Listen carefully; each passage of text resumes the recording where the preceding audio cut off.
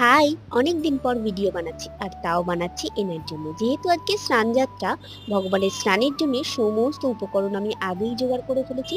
প্রথমেই হলুদ চন্দনের প্রলেপ লাগাচ্ছি। হলুদের প্রলেপ লাগানোর পর জগন্নাথ দেবকে দুধ দিয়ে অভিষেক করছি। আর দুধ দিয়ে অভিষেক করার পর জগন্নাথ দেবকে দই দিয়ে অভিষেক করব। আর সেই দই জগন্নাথ দেবের সমস্ত অঙ্গে খুব ভালোভাবে মাখিয়ে দেব। পঞ্চামৃতের সমস্ত উপকরণ দিয়েই আজ জগন্নাথ দেবকে স্নান করাবো। অনেকে আবার মিঠা জল, কেশর ভেজানো জল, অনেক কিছু দিয়েই জগন্নাথ দেবকে স্নান করায়। এরপর মধু আর তারপর ঘি দিয়ে অভিষেক করানোর পর এখন ফলের রস দিয়ে জগন্নাথ দেবকে অভিষেক করাচ্ছি। এখন জগন্নাথ দেবকে ধূলি স্নান করানোর জন্য হলুদ চন্দন বেসন একসাথে নিয়েছি। আর এই ধূলি স্নান করানোর কারণ হলো যাতে জগন্নাথ দেবের অঙ্গ থেকে সহজেই সমস্ত চটচটে আর সবশেষে জলাভিষেকের মাধ্যমে জগন্নাথ দেবের স্নান যাত্রা সমাপ্ত হয়।